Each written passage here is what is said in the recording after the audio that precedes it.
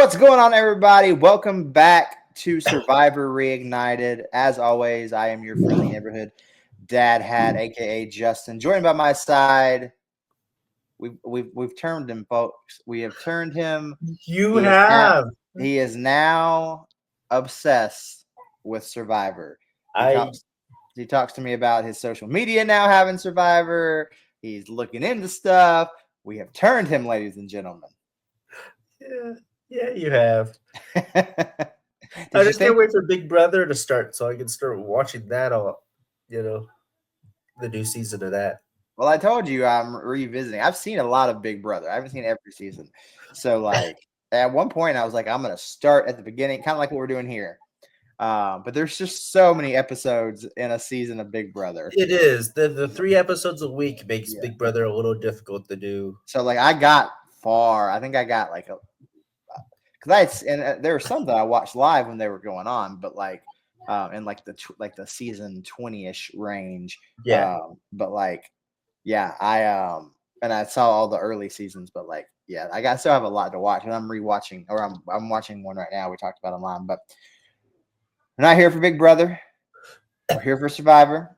And can you believe we're already on season 3? No. It goes by fast. It does. These seasons are short, and it gets faster. To a lot of shows. Yeah. Wait, the game. When I mean the gameplay, we're still in that part of Survivor where they focus on the episodes. We have to survive, and we have to tough out the terrain. Eventually, that's just going to go out the water. Everybody knows that. Hey, that's part of the game. They don't necessarily show it a lot on TV. It's gameplay. See, that's what I'm excited for because I like those kind of reality shows. That's why I'm a huge fan of shows like Big Brother and The Challenge. Because we're gonna get to a point where literally they get to the beach and one person walks away literally to get firewood, and they're just like, "Why would you walk away alone? Why would you do that?" It's instantaneously. But here we are, season 3, Africa. A very again from Borneo to Australian outback to Africa, another very different type of terrain, a very different type of environment. What were your first thoughts? My first thoughts was, holy shit, they got off with African military. Those dudes were in uniform. They had guns. That was crazy. Yeah, off of a big truck. They're not being flown in and dropped off like in Survivor. Not jumping off a boat like in Borneo. This is dropped off by military. Get the hell off of this truck. Bye-bye. Military looked pissed that they were there. They're you're bothering us. Let us go with our day. Yeah, they did. They really did. But they get dropped off in the middle of nowhere. And from the get-go, you can see how dry it is, how uncomfortable it looks. To me, this is probably one of the, if not the most harsh environments Survivor has of any season. And you get that from the get-go. Do you agree? Oh, absolutely. When they said the only water they have is from the springs that they're sharing with animals, I was like, oh, this is a different beast. This is going to be okay. This is a hard one. I almost feel like for the ones that go from this season and end up in All-Stars, when they get to All-Stars, because All-Stars, I forget where exactly they are, but it's very much like a Borneo where, and like how it is now, where you're on a beach, you're on, we get to seasons where pretty much it's woods, beach. Those are your 2 areas. But that's not here. But yeah, they get dropped off in the middle of nowhere. It's their national reserve. They're in Kenya. So, big part of Africa. Within the first 2 minutes, I'm already pissed at a contestant. I'm already annoyed. Who? Lindsay annoys the fuck out of me. Oh, just wait. I was all 6 episodes, every time she talked, I was pissed. But within the first 40 seconds of her speaking, I was like, oh, you're the one that's going to upset me this season. Lindsay, okay. I have a love-hate relationship with Lindsay because I've seen this season a lot, like several times, and I love this season. Although rewatching it right now, I'm just like, maybe because I've seen so many now, and I'm just like, I'm not enjoying this season so far as much as I have in the past when I've watched it. But yeah, like she's an abrasive one. She's yeah. I can see that. I can see that from you not liking her. But when they get dropped off, I mean, very minimal supplies, like a crate. And they're carrying around big clay jars and pots because they have to use that. They have to use that for boiling the water. There's some rope, and they get some canned food. Like, they are giving them a little bit of something, but it's all canned. Again, very just minimal. Like, can you see it getting less and less as we go on? Yeah. We got two tribes, as always, at least at the start of things. We got Samburu, and Samburu. I mean, as we're going to talk about, we're doing the first 5 episodes on this episode for us. Samburu is this is a tribe that's hurting from the get-go. Like, what were your first thoughts of Frank?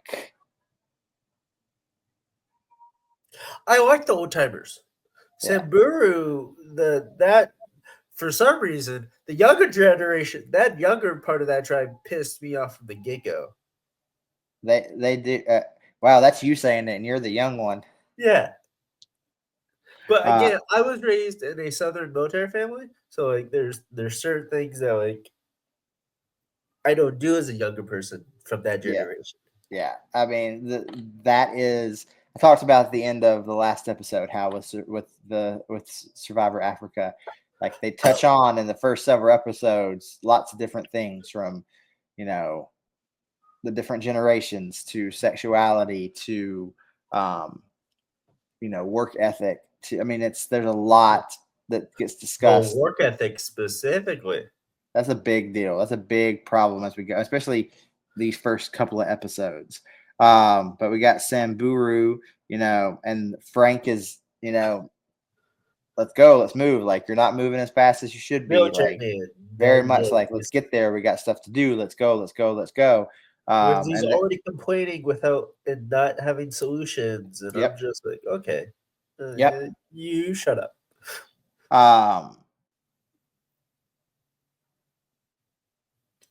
And we get to where they actually get to where they live, and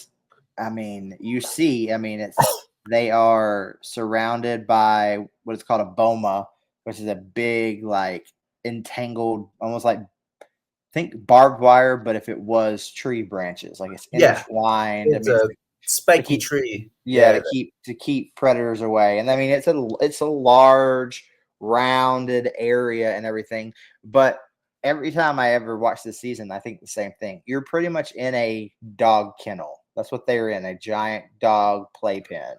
Yeah. They do go out to get water, clearly, but like, I feel like this is one of the first times where, like, really it's like your gameplay got to be tight because I can see you clear as day from here talking to somebody because of how enclosed it is. The other tribe, Buran, same thing. But they start off a little bit differently because as they're going to their camp, Diane, she leads them the wrong way. That was hilarious. Yeah,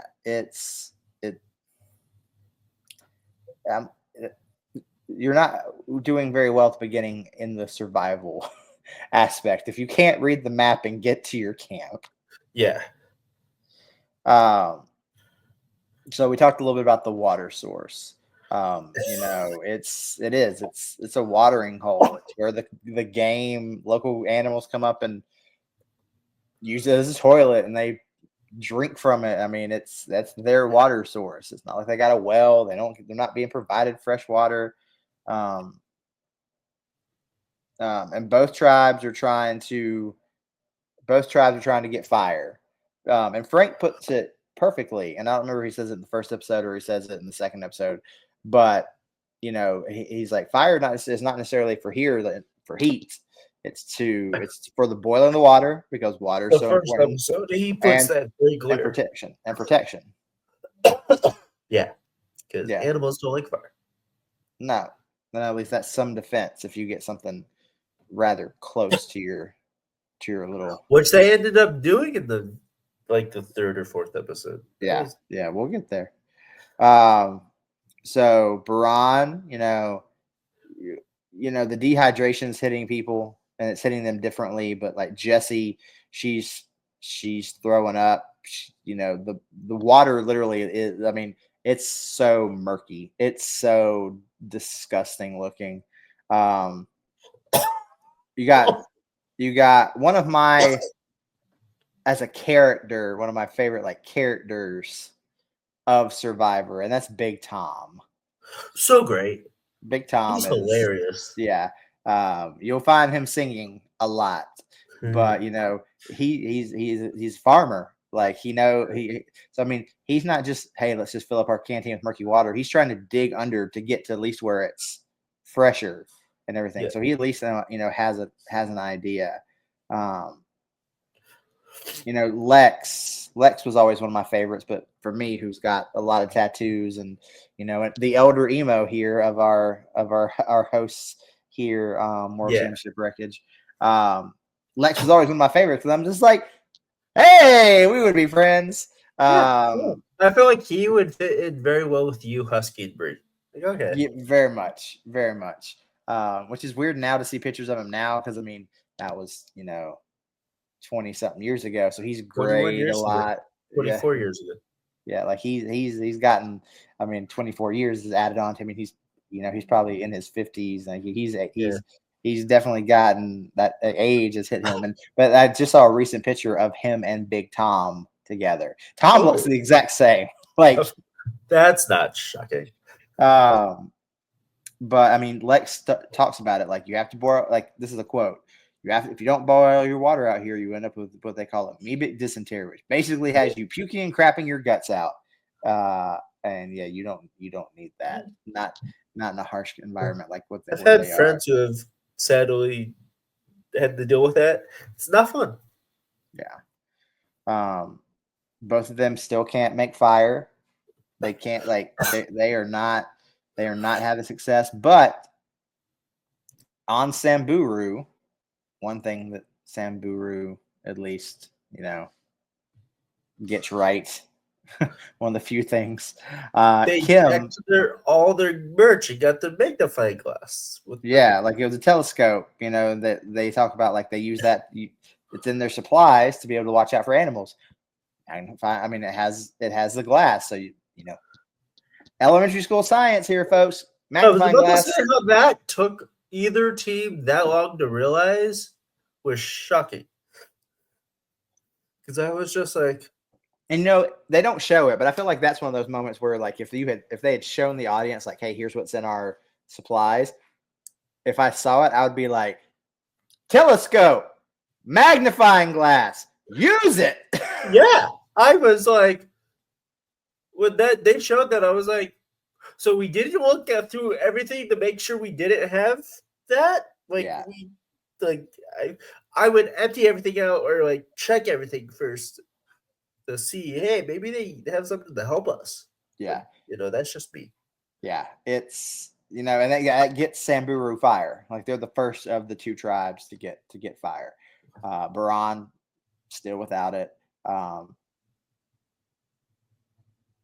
But again, early on, survival, as we get into the challenge here, it's for waterproof matches, which will help. And it's also for immunity. You're going to see with these challenges for Africa, from what I remember, and at least how they are in these first 5 episodes, can you see how they're almost very scaled down? They're not as grandiose. They're not as big. They're not widespread. It's very, I feel like it's all right, the African government has said this is what you can do and where you can do it. So it's cool. We do not move from this from this area because everything is very toned down. Yeah, ain't it?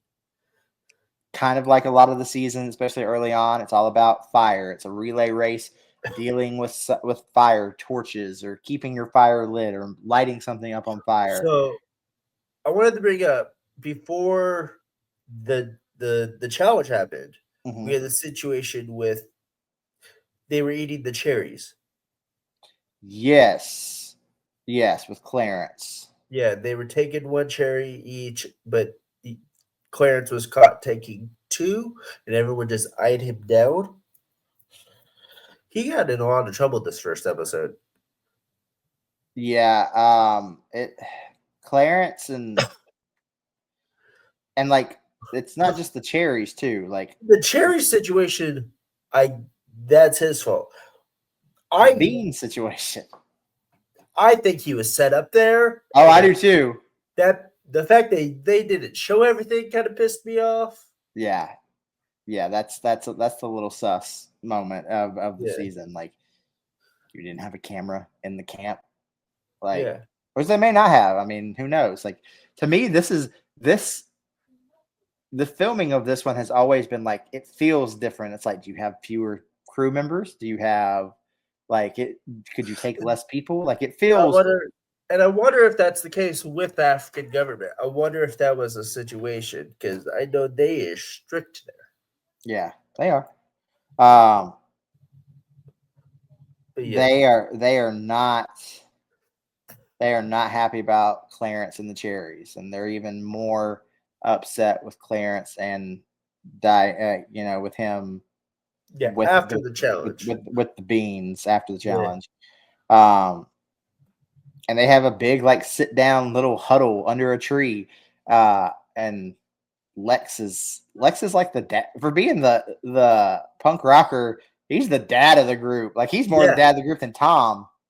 Yeah, no, I like Lexus. He's hilarious, but he's a very like no nonsense kind of guy, and it's very interesting to see that with how he looks. But for the challenge, like I said, something like always, something to do with fire. They each have like a little cart. They're calling it a chariot. Contains 4 lit torches and a fire cauldron's at the center. They got to pull or push the cart through. I mean, you can tell like how harsh this terrain is. Like it's not like it's just rolling along. I mean, they're having to push and pull and try to like it's uneven. It's not level the entire way.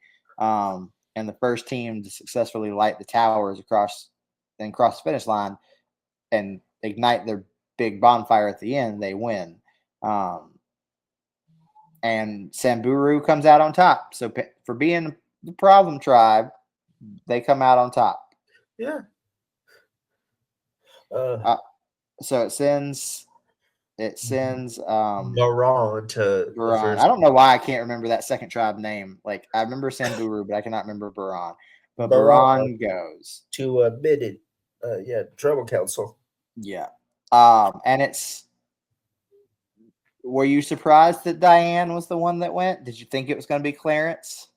I did, but I also was like, Diane kind of screwed them on fighting the camp. She kind of was super slow at the challenge, so it was shocking, but not shocking at the same time. Because I was like, okay, after the bean and the cherry situation, Clarence is screwed. It makes me wonder if like more came to light. Yeah, we didn't see or hear about. But I love that Tom still voted Clarence, and he was very much like, this is a reminder vote. Yeah, you're on the bottom here. Like, and he does it again. I think in the next time they go to try. He literally, like, this is a reminder that like we don't forget what you did. Like Tom is holding him accountable. He is being the law for that camp. So Diane is our first person voted out, never to be seen again on Survivor. So bye Diane. It's again this season I definitely do think Diane threw him under the challenge because Clarence like throws her out like you're lying because she was like, I didn't ask for the beads. Yeah, And I was like, you're doing this because you had a bad immunity challenge. You're relying on this man's name. Yeah. Like I said, I think there's more there, and we just don't know it. All right, so episode 2, the one I'm most excited about, one of 2 that I'm most excited about talking, and we'll get there. Has to do with the immunity challenge. We will get there. I hate you. Hold on. We'll get there. We'll get there. So Diane's gone with Baran. Clarence is on the bottom. Clarence approaches Jesse, about the situation, like after tribal council. He apologizes immensely. Yeah, still throwing, I don't want to say throwing under the bus, but really being like, look, Diane was the culprit. Like, she's I was set up for the most part. And I mean, the mentality is we are still very much, and this goes away eventually. Yeah. Like, we are still in this idea that tribe strength, you got to keep strongest players in the game. That goes away. Like, not complete. I mean, for the most part, like, there's a lot of times where they're like, cool, big jacked up dude, probably could, it's going to be a beast challenge. One of the first one's gone, but we're not there yet in the show. Like, so Clarence and him being young, and Jeff even says it in like one of the later episodes, like an alpha male, he pays dividends for the tribe for his strength and his youth. What I love about Clarence, and I didn't notice it until it was like episode 3. He paints his face like Ultimate Warrior. Yeah, I always wondered. I'm like, that's supposed to be some type of sunblock, like this, or sun protection. Yeah. But like, I got Ultimate Warrior vibes. Like the second or third episode, I was like, okay. Season 2 is where we definitely start seeing for Samburu the division of. You mean episode 2? Or episode 2, yes. Episode 2 is where we really start to see with Samburu that division of generations. Yeah. The younger generation was pissing me the fuck off. Like, you got Frank, Teresa, Linda, and Carl doing everything, and you got the younger members, Silas, Kim, Lindsay, and Brandon. Whatever. Sleeping in and being lazy and thinking this is a vacation. Yeah, like, I mean, it's like they didn't watch the first 2 seasons. That's a great point, because I thought the same thing. It's like, y'all not know what this show is? Like, what is happening here? Yeah. Yeah. My phone closed out. My notes. Hold on a second.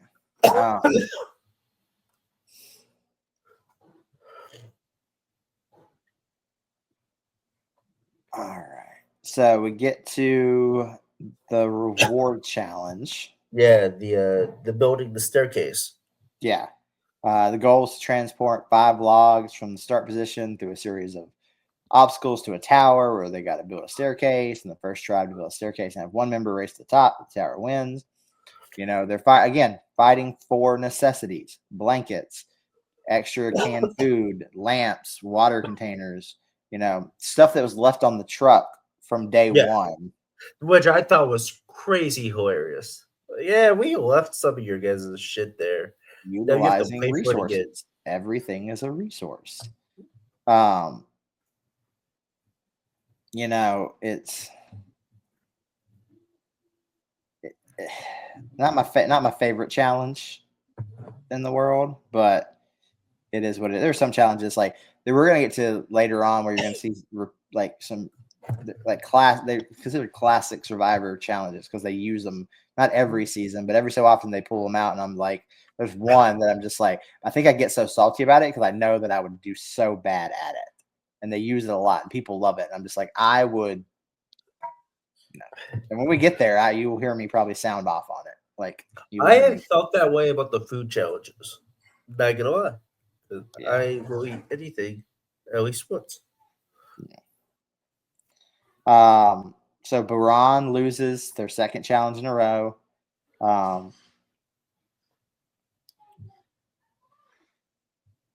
it's Piran's not doing super hot here in the get-go, which is funny. With all the issues that Samburu has, they're able to pull these fucking wins out. It's impressive. Yeah. Like, imagine if they were actually all on the same page. Like, yeah. Boran might have not won anything this season. Yeah. Or at least in these first 6 episodes. They're crazy. The lack of water is still there. Jesse and Clarence are really worried. Jesse looks bad. You see how dry her lips are. Like, she needs water. Like, they all do, but like, Jessie is one of those girls, though. I forget she's there sometimes. They don't showcase her a lot. Like, no. They don't showcase her a lot. She pops up every once in a while. I'm like, oh yeah, you are part of a tribe. Like, you're not a mainstay. Like, you're not causing issues or fighting. So, like, yeah, she does say that she'll be the first to admit that the water doesn't taste great, but she'll look past it because they need it. Like, get it? It's you need it. And everybody says, like, if you don't drink it, how are you going to help us? At Samburu, again, this is another situation, and we'll get to it in I think the next episode, where pretty much like a decision is made. But like, Silas is being approached by the older generation to kind of cross over to be a number for them, and he's playing into it. He's definitely considering it. And then he decides that he does not go with them, but that's next episode. Like, the paranoia in Samburu from the older tribe is kind of funny. Well, it comes back to bite him in the butt. Again, we'll get there. We got a couple more episodes.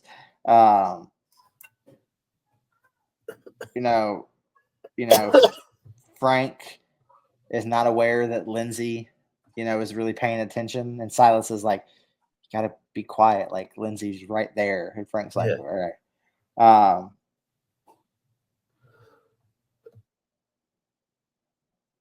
And of course the younger members are like, "Well, wait, what are you doing? Like, you're supposed to be with us." Yeah. So with day 3, I'm back over in Boran. It's really clear as day that the ones leading that camp are Lex, Tom, and Ethan. Yeah, the military. Yeah.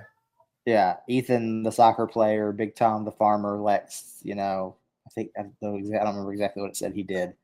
But I think he did tech. I think he was a San Francisco tech guy. Maybe, yeah. And so we get our first like official kind of alliance. Yeah. And it's with these 3. The soccer player I really like. Ethan. He's entertaining. Ethan is considered like one of the, like, we get a season later on called Heroes and Villains. And I don't remember for sure if he's on this one. Because Ethan is one that in his personal life, like, he gets cancer, I believe. I think is what it is later on. And then I know he's beaten it and he's in remission. But he wasn't necessarily part of a lot of like the reunion shows. Yeah. But I can't remember but he's like definitely considered like one of the heroes of like Survivor. Like, if you think like, we talked about like everybody considered Jerry from the Outback a villain. Like, like you hear Ethan is one of the heroes. Ethan makes a very good point about Lex. Everyone trusts Lex. He's like, for all I know, he's playing both sides, and that makes him a little paranoid. But I mean, I think Lex is just out there. There's my laundry. Lex is just out there. Sorry, the noise on my dryer it can wake the dead. It's so loud. And it goes on. I've dealt with it. I've heard it before. It's hilarious. The first time we bought Sidetrack, when we first bought that thing, we didn't know it did that. So we jump, and it, like, to this day, my youngest, and he hears it all the time, but like, he's just like loud. Yeah. Like, He could be in a whole opposite, like he'd be upstairs, farthest away from it, loud. Like it's just his response to the dryer. I remember the first time I heard it, like we did a watch log, and I was like, "Yeah, DadHat, what the frick's going on in your house?" What's weird though, we always run it on the same setting, but sometimes it does like that long-winded one. But then sometimes it'll do like it'll be like, and it'll do it again because it does it twice. Like it does it runs a little bit longer, and then before it shuts off, it does it again. So prepare yourself, folks. But let's not talk about dryers because this is not that podcast. I don't know why there would be a podcast about dryers, but I'm gonna do research now because I bet it's out there. I'm not surprised. On time. Yeah. That was great. The third member of our podcast here, the dryer. But all right, we're on to day 6, and here we go.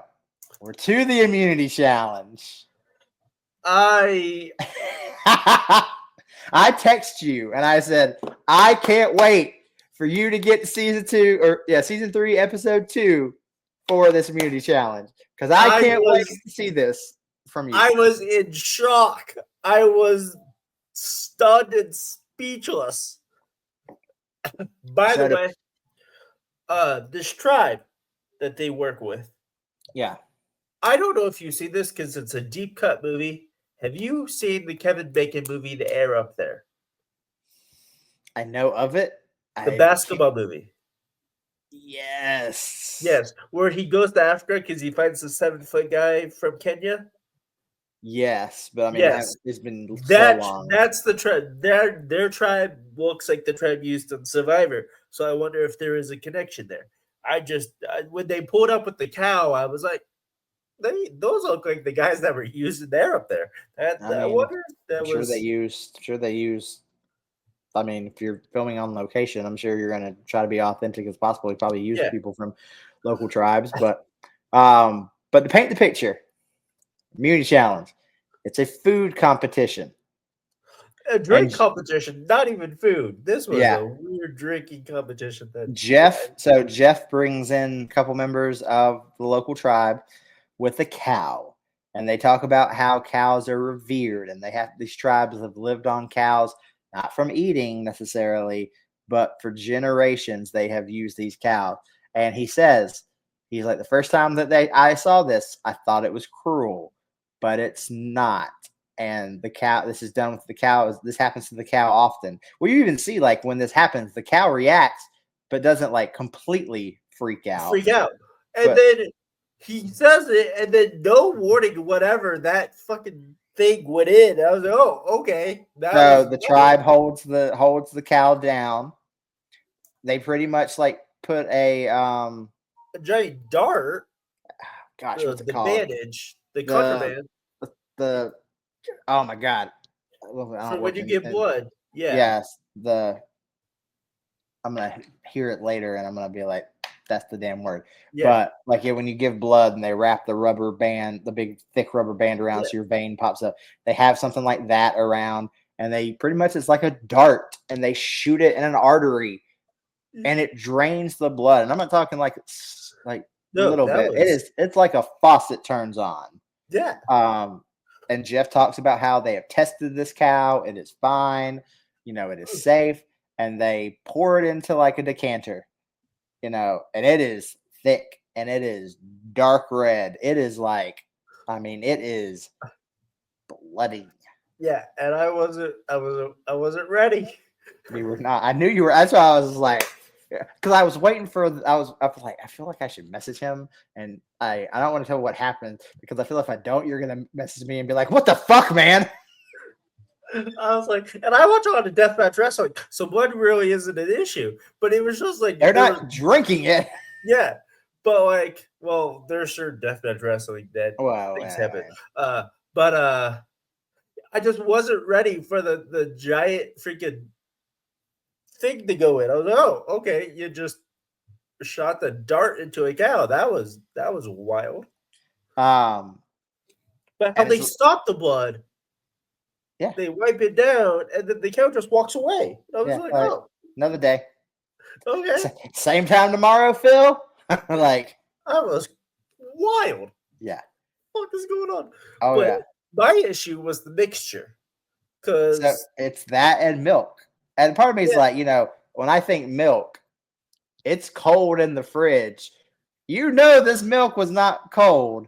no, it was And straight from a like, of course, cow. the blood is not cold. Yeah. So I was like, okay, Like, even that's a talking about it, combination. my stomach is turning a little bit. Yeah, that combination kind of was like, all right, I'm done here. Like I wanted the message like, yeah, we're done. Like This is, we're gonna from take what a I can break. remember, this is the most extreme eating. Like, we're gonna get you. I mean, in Australia there was cow brains. Yeah. Like, there's gonna be fish Again, heads. the food it was just the combination of like milk and blood of well, that's disgusting. Okay. And as he says, they are doing it shot for shot. And I'm looking at these things and I'm like, yeah, double shot for shot. That is not a regular. I was like, those are not regular shot glasses. Those are doubles. Those are doubles. That is double those triples. That is not. Those are not regular shots, my boy. Yeah. So, but I mean, they all do a very good job getting it down. I was impressed. I'm not gonna lie. I thought, especially when it came to the newer generation in Samburu, I thought one of those kids was gonna, tap out. Yeah. I was impressed. They showed a little bit of, moxie and actually got it down. Lex has to go twice. And he was chilling. Yeah, he was like, whatever. It came down to Kelly and Linda. And again, Samburu wins immunity again. For the problems they're having, they're winning. It's freaking hilarious. It was impressive. Yeah. Baran is very unsure about who they're sending home. Yeah. There's still the ill will towards Clarence. He gets another vote thrown his way. Yeah. Tom and him are, tried to set aside their differences, but like I said, Tom throws a vote his way as a I don't forget. Like, you should know this. But in the end, Jesse is gone. The one that doesn't get talked about. Yeah. The one that's not shown. So it wasn't shocking. It was like, okay. The one that's like in the background is gone. It's like when they killed the background character off of a TV show and you're just like, oh, okay. Yeah. I mean, she was just there. She was. Yeah. No offense to that girl, like, no disrespect, but it was just like, yeah, okay, chill. Yeah. So we're in Africa, of course. We're on to episode 3. We get animals finally, like, for the most part. So middle of the night, pride of lions. You can hear them breathing. I mean, you can hear them. I mean, so the fact that they started the episode this way is crazy.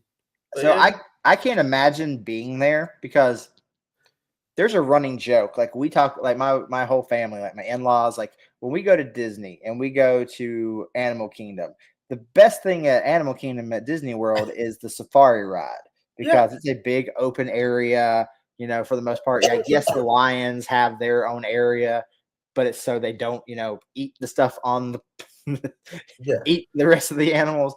But like, the running joke is that certain of those animals, they're not real. Like we always say, the crocodiles, those aren't real. They just move them in different positions, like, because you never see them moving because they're just laying there in the sun. Yeah. Well, the lions, because lions are more, they sleep during the day and they're up at night for the most part. You don't see them often. Well, I don't remember if this was pre-COVID or right after COVID when they changed things, but Disney started doing for Animal Kingdom being open a little bit later. So they were because Animal Kingdom was always used to be one of the first parks to close because they had to do all the stuff with the animals. Yeah, makes sense. Well, they were open later, and so like it's getting to be the sun is setting. Well, the lions come out. The chill. And so you see them very clearly, and you see the lion roar. it is one of the most horrifying, humbling. I'm like, I know I'm safe where I am. But you're still like, God damn it. That is something that you are not prepared to hear or see. Yeah. So imagine it being on the other side for the most part of that boma. Yeah. Like we have a walk through park in a city a couple hours away from here that we've been to like twice as a family. Yeah, lions up close. That is a sight to watch. they're intense. I mean, the reason why they call it King of the Jungle for a reason. But yeah, when you have nothing but netting as protection and those spiny trees, that is. Well, Baran decides they're going to beef up their security. So, I mean, it's smart. They take their empty cans and it's some noise to throw them off. And of course, that's probably a noise that the animals aren't used to hearing. So they're going to be suspicious of it. But they're really not.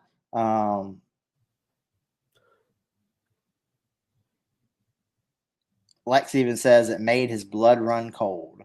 We went into this knowing it's going to be tough, it's going to be cruel, but we never really considered it was going to be quite this real. I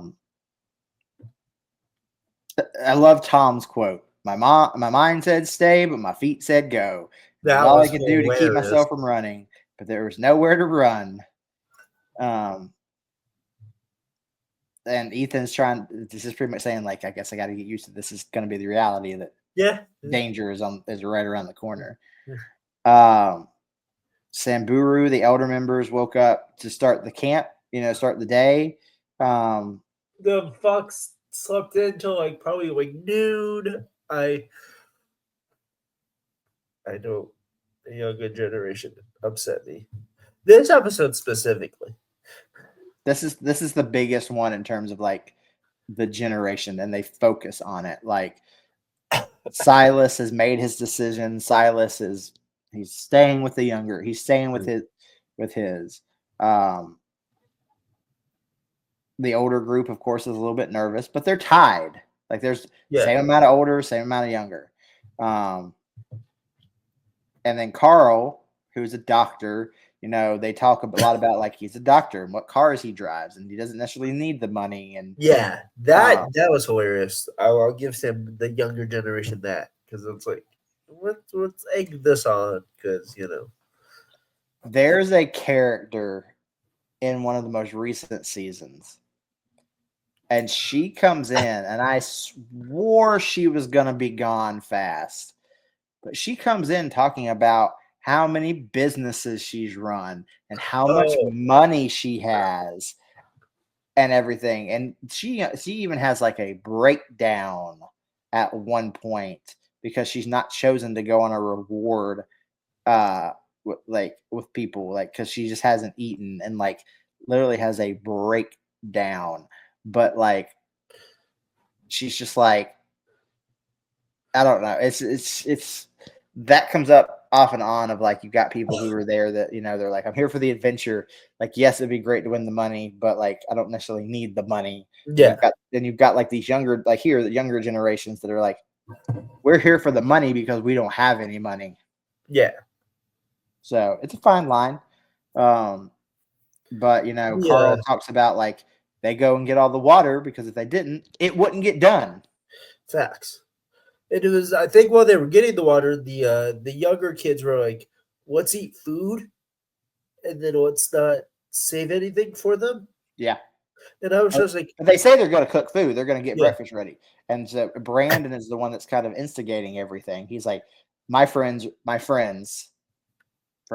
playing a game for $1 million. You don't have friends, but that keeps coming up. Yeah. My friends get the biggest portions. My friends get the most. Yeah. And I was like, I don't know how you kids know how food rations work, my boy. Did you not watch what happened in Australia? Clearly not. Yeah. Brandon even says, I like to cook because I like my gruel fried a certain way.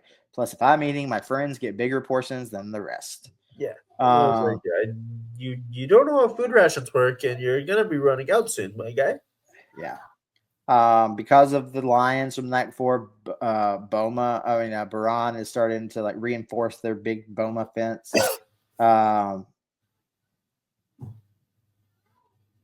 Lex is again being that leader. He's saying like, if we encounter a lion during the day, we have to remain completely still. If we run, they're immediately going to throw a signal out that you are prey, and you're inviting the lions just to jump on you and maul you. And that just made Tom be like, we gotta fix this fence. We got to do it.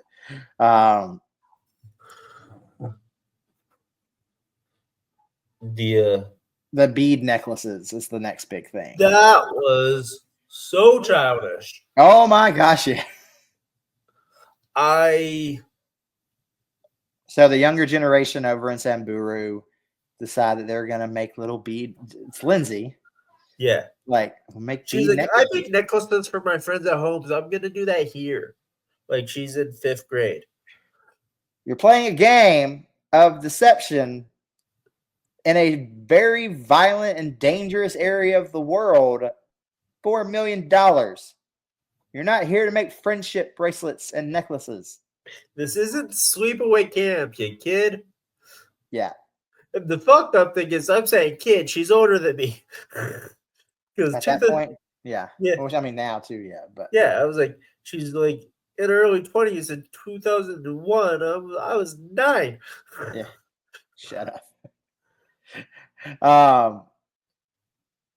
Frank is pissed about this. He's like, that's a waste of time. Everything should be about the survival and the resources and what you can do. Like, Frank is just like, this is just a waste of time, energy, and resource. Yeah. He says, food, shelter, and water. All effort should be concentrated on that. Not one of here making beads or sun tanning yourself.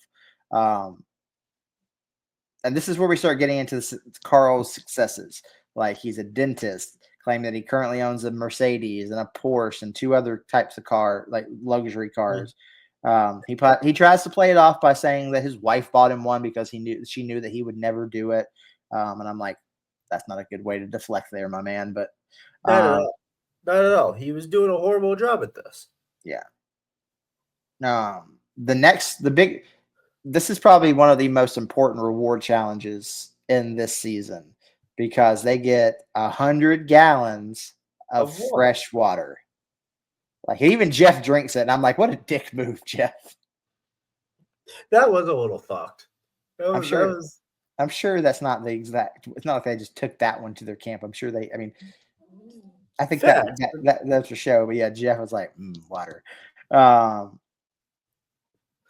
Just drink in front of them when you know they're struggling is just that is. Jeff likes to do that from time to time. He's kind of a dick, I've seen. But they also can get some shampoo, and it's like, we're not using this for a bath or to wash our hair. We are so dehydrated. This is going to be like, I laughed when he was like, and a little bit of shampoo. But very primitive challenge. Tribes race and roll an 8-foot boulder through a natural obstacle course. This game got dirty at the end. Yeah. They were rolling over that. This is the only time I felt bad for Lindsay, because she got ran over by that. Yeah, she got ran over by that boulder like it was the fucking Disneyland ride. Yeah. I don't know. It looks like the boulder, like, it's almost like when you see, like, I grew up with the show Legends of the Hidden Temple. Yes, a little bit. I was younger, but yes, I remember Legends of the Hidden Temple. When they brought that back on CW Network, I wanted to be on that. Yeah, but, but it's like those boulders. It's like, it almost looks like, okay, it looks great, but I mean, it's like, you want to be like, oh, that's a prop that's made of foam. Like, yeah, but it's not. I mean, it's an actual giant boulder, which takes all of them to be able to roll. It's not going to roll easily. But so we have Baran finally wins a challenge. Baran finally gets a win. You know that. I mean, we'll get there here shortly, but I feel bad for 3 of them soon because they don't get the water for very long. But so that Baran has won their first challenge. They're drinking water. I mean, you see it when like Ethan drinks it. He talks about how just fresh water, like it's something you take for granted in your everyday life. At Samburu, you see a little sandstorm tornado go through their camp, which is crazy. Like tiny little funnel. Yeah, it happens a few times. And I'm just like, I sometimes I would want to be on the show, and then they show things like this, and the giant animal that they show on, I think it's the next episode. Yeah, I'm just like, yeah, fuck. We get to the immunity challenge here, and it's like a repetitive one. We've seen this before, but usually it's been for a reward where you got an airplane that's gonna be flying over your camp. You got to make a distress signal. Like we've seen this before. This is not something new. And you get, but you've got Samburu who's writing a giant SOS. But you get Lindsay who, she's super dehydrated. She's run down, but she makes this comment, or Linda talks about it, that Lindsay normally says like how strong she is. She's one of the strongest person, and nothing like this has ever happened to her. And Linda's just like, I guess you're not that strong. Linda is bitter. Linda is like, she is salty. But with Baran, they were very much using like all the color. Very creative. They're getting naked. That was I love Tom. I love Tom. He's like, we got a young African American over here in his tidy whities. We got the older woman over here in her thong. Like, there's so much ass shown in this first 6 episodes. I'm just like, go first 5 there's a lot of ass. There's a lot of ass. We haven't even gotten to the tick, but Tom's comment at the tick. It was good for her and it was good for me. The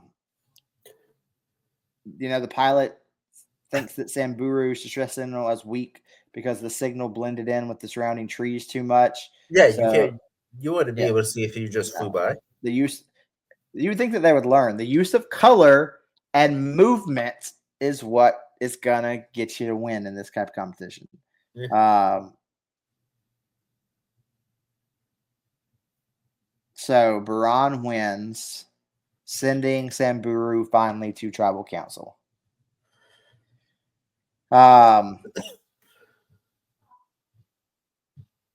Lindsay's worried because of, she went kind of down yesterday with the dehydration. Carl is worried because of all the stuff that's been coming up about how successful he is in his real life. And what I loved about this at the tribal council is Jeff calling out the younger ones for the necklaces. Yeah, that shit was great. Jeff, you're a dick. And I is he always this way? Is he? He gets more and more like sarcastically douchey. Yeah. There's a recent season. Well, I mean, it is an intense tribal council. Like they go through like 4 in a row, and it's just like every tribal, you're just like, the tribal councils get great. I mean, you said you've seen some of the videos and everything. Yeah. But like he's just like, there's one time he's like, if it's anything like last time, I came prepared, and he pulls out like a bag of chips or a popcorn. He's like, go ahead. Like, that's great. Yeah. So we get to a 4-4 tie, obviously, young ones, old ones. We get to a deadlock because they vote the same way. Per the rules, like we've seen before, any previous votes would count towards them. But this is their first time at tribal council. This is before, we talked about the rocks. This is before they introduced that idea of the rocks. So they're going to do like a trivia quiz. Yeah. Which I'm glad they got rid of that. That's kind of dumb. Like, it's like, oh, what cost me $1 million or what cost me from getting eliminated? I guess, yeah. Yeah, me not remembering a survival guide. Yeah. So Carl goes home. So the young ones have the leg up now. Oh God. Like, thoughts on Carl going home? I mean, he's kind of like Jesse. He was just kind of there. Like, yes, you like, and like we talked about. I mean, did he need the win? Did he need the $1 million? Like, Doc was taken care of. Yeah. So, whatever. So we move on to episode 4. These last 2 episodes.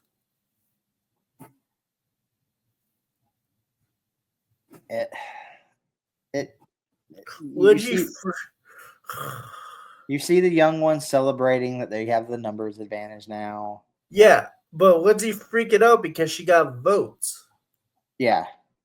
What do you think was going to happen? You were going to get, like, there are some seasons where people literally get to the end, and part of their argument in the tribal council is like, I went all season and didn't get a single vote against me. Yeah. Like, but you got votes. Deal with it. Yeah. Stop being a baby. Tom, he's not eating. Yeah. Them trying to get the fruit off the tree. Tom is like a big bear, so to watch him try to scale a tree was funny. Okay, I'm happy you said that because he definitely gives off Jungle Book Baloo vibes. Yeah. But yeah, watching him and Clarence try to get those fruits was hilarious. And then they complained about the fruits after an hour of trying to get them. Once they get a few knocked down, they can't get into them. Yeah. Like, they're hitting it with machete. Like, yeah, it's funny. It's very big Baloo from Jungle Book. But I love that now over in Samburu, since Carl got voted out, the older members are like, fine, we're not going to do all the work. Yeah. We're going on strike, pretty much. And then Linda, being salty again, tells them, because they get tree mail and that they have to be there in 30 minutes. Yeah. And they're all just waking up like, oh, crap. Let's yeah. Her mocking Silas with the football speech. Because, I mean, it is corny. Silas is like, all right, everybody, goes down on one knee. Like, dude. That was so awkward. You're so childish. So hilarious. Like, oh, my God. I thought those two were going to choke each other out. Yeah, but I love Linda being like, let's go, team. Let's go. Whoa, woo. Like,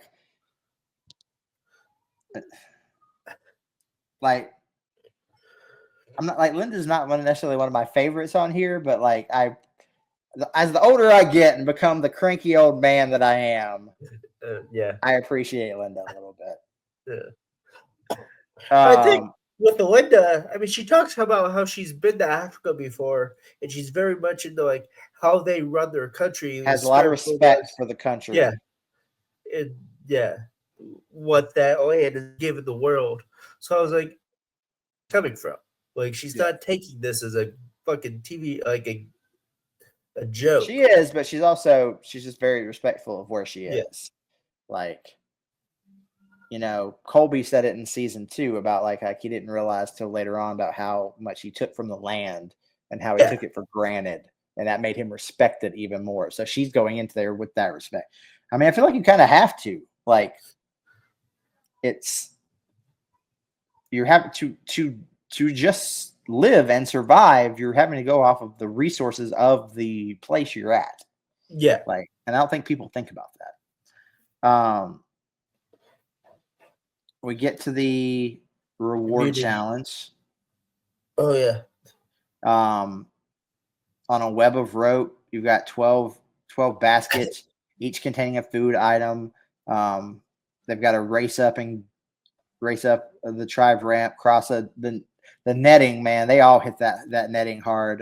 They had to cross, retrieve a basket, race back. Once they cross the line, the next such an ass whooping though that I forgot to actually like take notes on this reward challenge. Yeah, I mean, they win food. I mean, they get from the back like things like olive oil and sun dried tomato. Like it's seasonings, make it's food better. Like, I mean, it's again, Samburu comes through. Like Samburu, it's so funny. You've got the really cohesive team, and they're sucking. You've got the dysfunctional team, and they are dominating. Kick yes, very much so.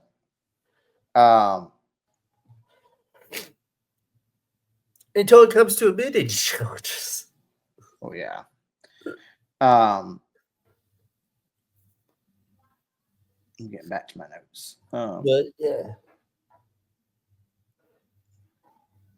They pretty much go straight into that immunity challenge, and they have to move the mini camp.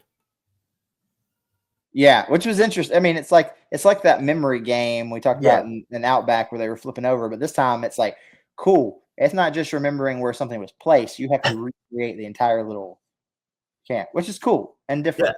Yeah, very genius.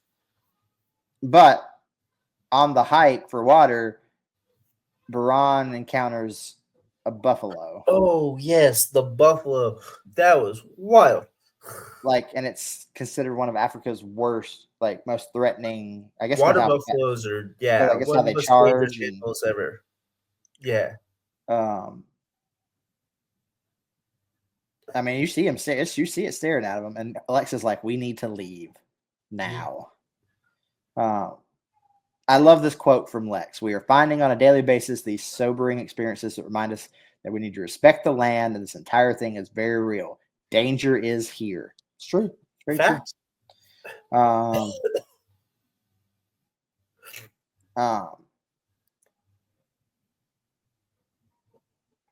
But yes, the immunity challenge.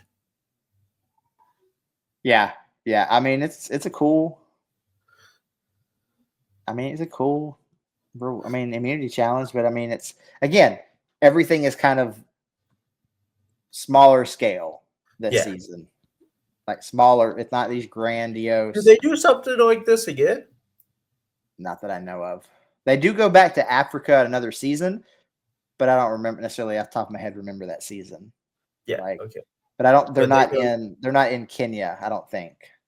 But they don't do it like a move a camp or move. Not something that I can remember. Like they might or something. I don't think they do.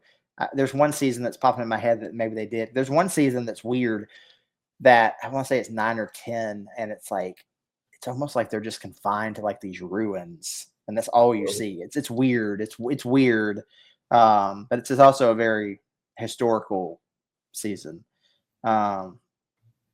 Samburu goes to their second consecutive tribal council because they lose. But before we get there, it's Frank's birthday. They like gloss over it. They don't do much except for like they show him carving his kids and wife's name in his torch. He's like, I want them with me at all times. Of course, the younger generation is gloating over their majority.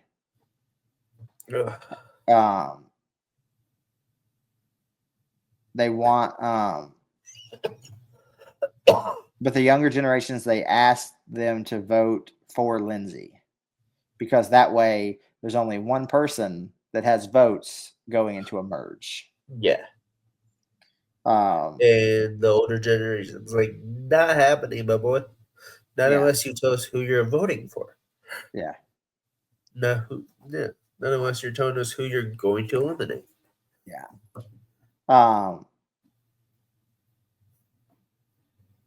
They gave so what they did was they gave all the votes to Silas. Hilarious. Yeah. So cool. We go into a merge. There's two of you. What happened in that last episode. Yeah. But Linda is the one leaving. They vote off Linda. Thoughts on Linda leaving? Not shocked. No, I mean, hate to see her go because I think she would have added. Like, I think she would have done some big things post merge. Oh, absolutely. She was entertaining. And what I love about we're getting to a time frame now where we're 3 seasons in. They can't just start doing the same things every time. And Jeff even says, like, what you guys are assuming is that a merge is coming. Yeah. And that's how he ends that episode. And So that's why I was like, we were just gonna do 4, and I was like, I think we need to go into 5 because this is a historic moment going into this 5. was great. I was caught off guard in episode 5. Mm-hmm. You're going to see, it's not really a spoiler, but swapping tribes continues in other seasons, but it's not necessarily just like this where, okay, cool, they're told send 3 and you send 3. A lot of times it's they get to a challenge and Jeff says, drop your buffs. And then he literally comes through with like a basket and the buffs are wrapped almost like a little parcel, and you randomly pick one, and then you unwrap it and crisscross, and that's like, and now we run this challenge. I like that. I can't wait for that shit. Like, and again, not really spoiling anything. There's times where they do it multiple times in a season. Yeah, see, never knowing who you're going to be living with, that would get a little annoying. What changes your voting strategy? Yeah. You might go from the majority to the minority really quick. Like, yeah. Like we see in this episode. Yeah. So, big historical thing. The very first tribe swap occurs here on this episode. But Samburu, still not a great living environment.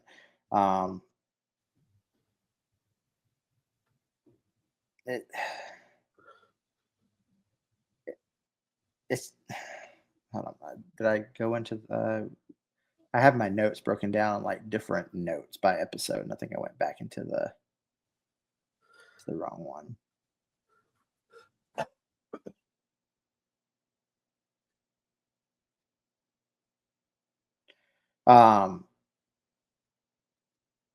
Yeah, so I mean, it starts off. I mean, they even say in the previous episode when like, stay tuned for scenes from the next episode, and like they talk about like in the first 15 minutes, the game changes forever. Yeah. Like, so within the first 15 minutes, like they get tree mail.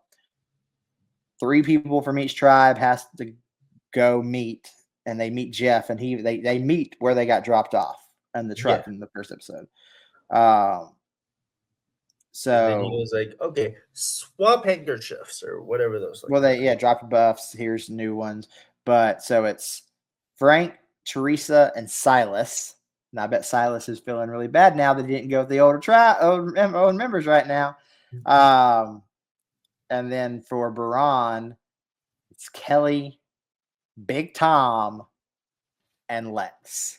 Yeah. So the 2 leaders from the previous Baran are now gone. Ethan gets shafted. Like his alliance. And you see almost later in this episode as they get to trying to decide who's getting voted out. He's now considered the leader, and he's trying to figure out how he leads. Because Silas is all over the place. Yeah, Silas was trying to kiss everyone's ass once he realized what was happening. Yeah.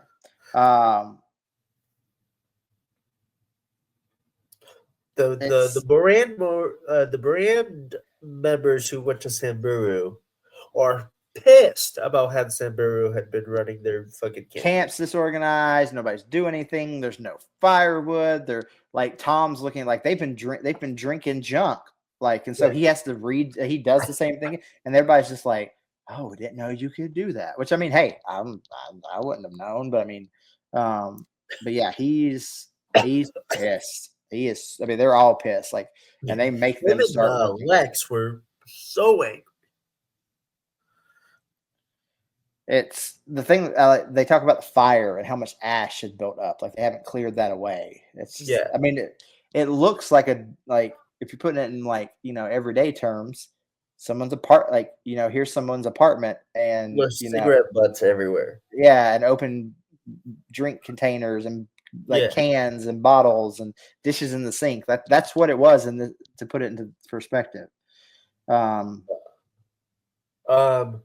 We get one of the most scariest but most hilarious scenes with the tick. Lindsay has a tick on her ass. That was scary, but goddamn, is Tom fucking whole funny. Well, it was a question on, the survival when they did the trivia with Carl. It was true or false. If you pour boiling water on a tick, it will either A, come out or burrow further in. So we know foreshadowing. I didn't think about that. That is super foreshadowing. It's like they knew that was going to happen. But yeah, so they have to pour boiling water on her ass. But yeah, Tom's just like, it was good for her. It was great for me. Like, yeah, it's like he hadn't seen an ass in a decade. He's very much like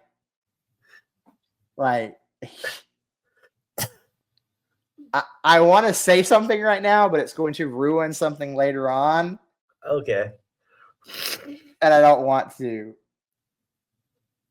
But Tom is so funny. Like, Tom's a character. But your opinion of him might change a little bit later on. Oh, God. Not necessarily maybe in this season. The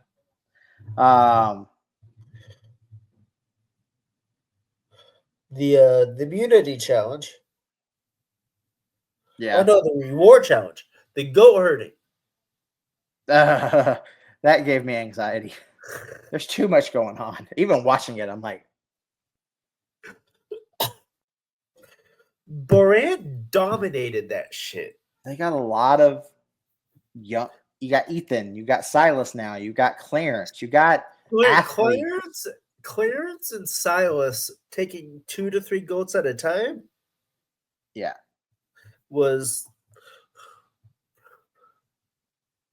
That was so dominant between those two. They look like the Bash Brothers, and it's kind of fucked up what happened at the end of this episode.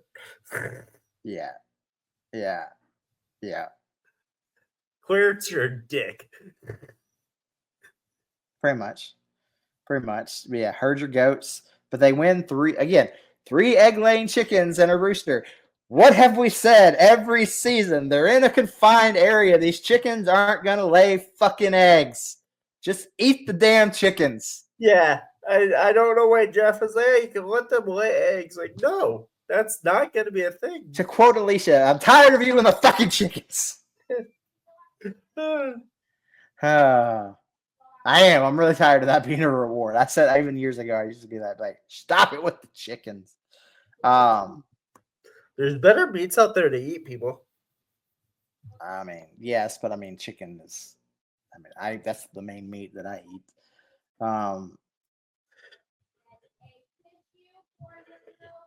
But yeah, that was the funniest shit to watch, though. I was having fun watching the goat herding. Yeah. Boran floats around. Well, they float around the idea beforehand of, do they throw this challenge?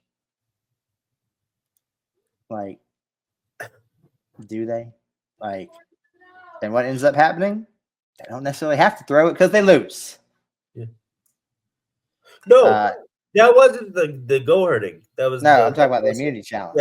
Yeah, the immunity challenge. Sorry, I was on the goat herding because that shit was hilarious. The puzzle challenge for immunity. Yeah. Brandon is yelling like, "Over here!" Like, I was just like, your head's gonna explode. Like, but Samburu wins. The new Baran goes to tribal council, and yes, Jeff brings up the idea of the alpha males, and you've got another new alpha male in the tribe with Silas, and Clarence is very much like my tag team partner here. Like, we dominated today, and then what ends up happening? Bye, Silas. He voted him out. He said, "I love you, brother, but you're gone." Yeah. That was crazy. Yeah. Yeah. I was like, Clarence, you're a dick. He is. You kissed Silas. But I mean, Silas had this coming. He did. Silas had this coming. And you see how disappointed he is and how upset he is. He's fighting back, not showing emotion. Definitely karma for the first 4 episodes. But I was just the way it was done. I was like, oh, Clarence, that was a little ruthless. Yep.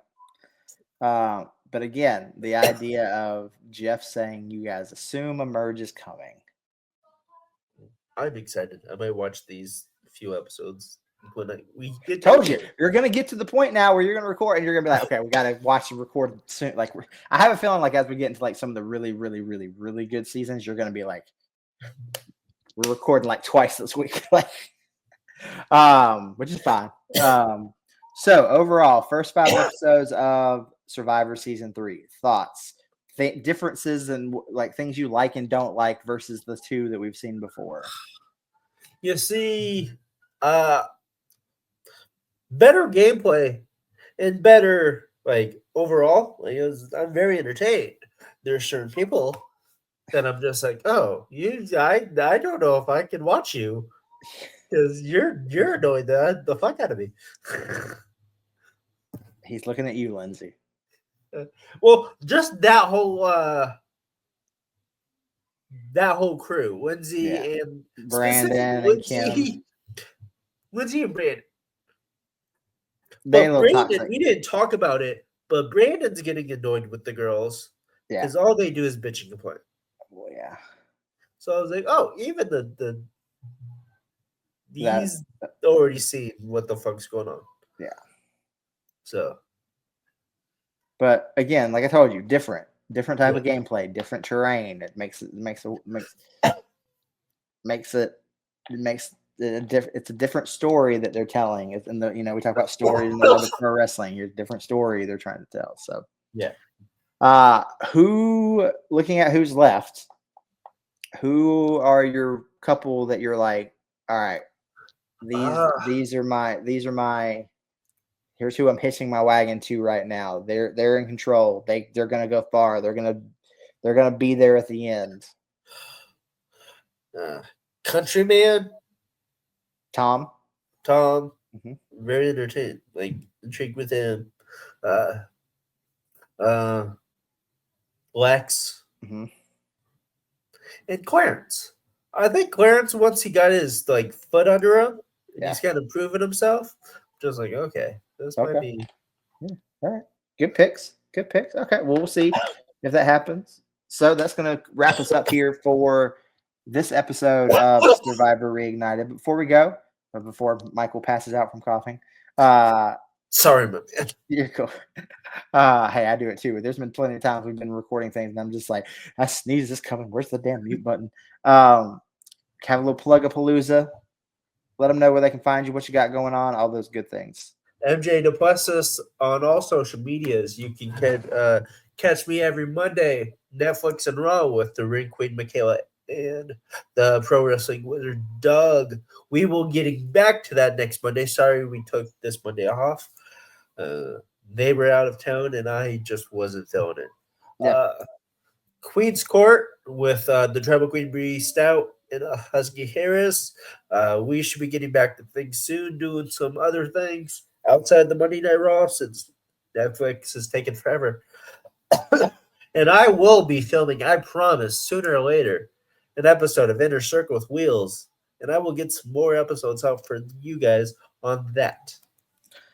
I'm going to leave a little bit of teaser here. Well, first, DadHat Wrestling, all social medias. World Championship Wreckage, all social medias. Thank you for the continued support on our TikTok page. Please search Survivor Reignited, but also World Championship Wreckage on TikTok. We got something big, and I mean big, and I can't emphasize enough big coming to something here on the channel. And I'm just going to leave it at that. because I'm still kind of in shock that this is going to happen. So I'm going to leave it at that. I may or may not tell you off camera. You better. But for MJ Duplessis, I'm DadHat. We'll see you next time for Survivor Reignited.